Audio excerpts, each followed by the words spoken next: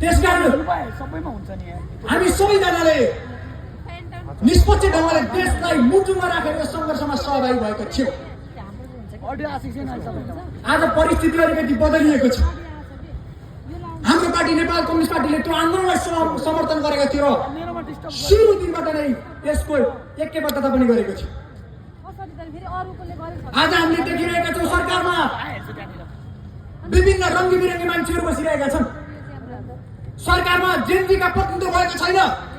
सरकारमा ओलीलाई हटाएर ओलीभन्दा पनि 2 वर्ष जेठो मान्छे आइरहेको छ। सरकारमा युवाहरूको प्रतिनिधित्व भइरहेको छैन। सरकारमा अमेरिकन काउन्सिलमा काम गर्ने मान्छेहरू, तिब्बती मुभमेन्टमा जोडिएको मान्छेहरू सरकारमा काम गरिरहेका छन् र यो विडम्बना एउटा लाज लाग्ने परिस्थिति युवाहरूले भोग्नु परिरहेको छ।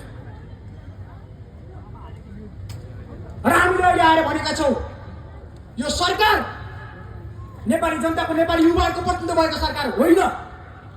यो सरकार नेपाली जनताले अपेक्षा गर्ने अनुरूपको सरकार होइन। उल्टो आज सरकारले जेनजी आन्दोलनमा सहभागी मान्छेहरूको घर घर कोठा कोठा गएर समाप्ति गरिरहेको छ। हजारौं मान्छेहरू गिरफ्तार भएको छन्। सडकमा राष्ट्रिय झण्डा बोकेर सहभागी भएका आधारमा थुप्रो मान्छेहरूलाई मुद्दा चलाइएको छ।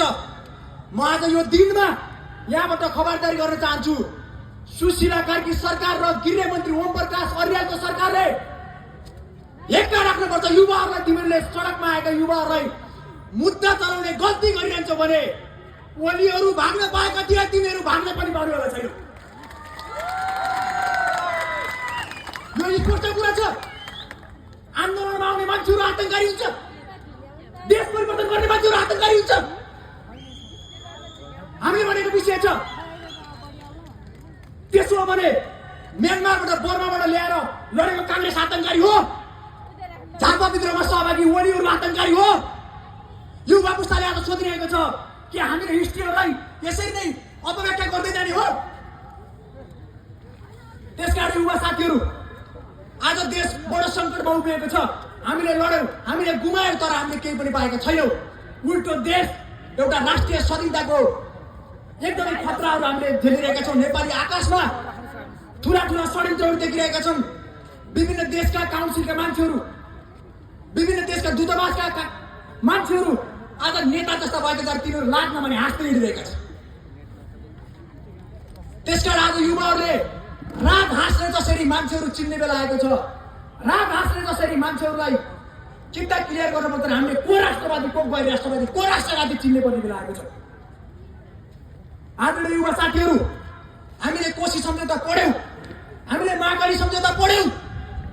आज कोशी बेच्नेहरू, गण्डकी बेच्नेहरू, महाकाली बेच्नेहरू सत्तामा थिए। ती मान्छेहरू हामीले लखेटेका छौँ र अहिले पनि गुन्डुमा बसेर तिनीहरू बोकिरहेका छन्।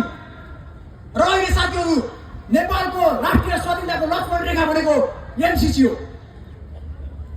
त्यसकारण यो एमसीसी सम्झौता लागू गर्ने तिनमा इन्फ्लुएन्स भएको मान्छेहरूले यो सरकारको नेतृत्व गरिरहेको छ। र हामीलाई थाहा छ नेपालको सडकमा एमसीसी पास हुँदै गर्दा को लडेको थियो।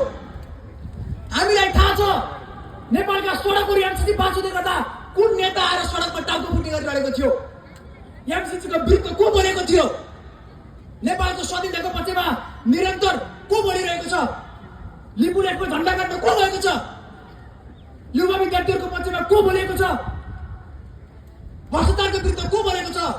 एनसीएल जस्ता ठुला भ्रष्टाचार काण्डमा मुछेका मान्छेहरूको सङ्घर्षमा को सहभागी भएको थियो भने एउटै उत्तर हो, नेकपा। एउटै नेता हो, विप्लव। त्यसकारण युवा साथीहरूले अलिकति पनि हिन्नता बोध नगरिकन राष्ट्रवादी नेता जो श्रममा सहभागी, उत्पादनमा सहभागी, नेपालको राष्ट्रिय स्वाधीनताको पक्षमा निरन्तर लडेको, युवाहरूको पक्षमा आवाज उठाएको मान्छे, तपाईले विप्लवलाई एक्चुअली सबै युवाहरूले र पार्टी नेकपालाई एक्चुअली हेर्न पर्नेछ। कुनै मिडियाले इन्फ्लुएन्स गरेर, मिडिया बुलिङ गरेर ल्याएका मान्छेहरू, रातमा बरबराउने, विभिन्न कविता लेख्ने, किसानलाई फोहोरी भन्ने यस्ता खाले मान्छेहरूको विरुद्ध हामीले लयमा नभइकन एउटा नायक जननेता कमरेड विप्लवको पक्षमा हामी उभिनुपर्छ र यो सरकारको विरुद्ध, यो सरकारको खारेजीको पक्षमा युवाहरू जुट्नुपर्छ। र यो सरकारले, मैले भन्ने गरेको छु, यसले इलेक्सन गर्ने हैसियत राखेको छैन। र यो सरकारले उल्टो व्यक्तित्वको पक्षमा उल्टो विभिन्न राष्ट्रिय स्वाधीनताको विरुद्ध निर्णयहरू गरिरहेको छ र हामीले यो दिनमा युवाहरूले सर्वोच्च सरकार, राष्ट्रिय स्वाधीनताको पहरेदारहरूको सरकार, देशभक्तहरूको सरकार निर्माणमा युवाहरूले फेरि एकचोटि लड्नुपर्ने बेला भएको छ। यो कार्यक्रमलाई मैले यसरी सम्झिन्छु। म यही कार्यक्रमबाट यसरी मेरो विषय राख्दै म बिदा हुन चाहन्छु। हस्त धन्यवाद।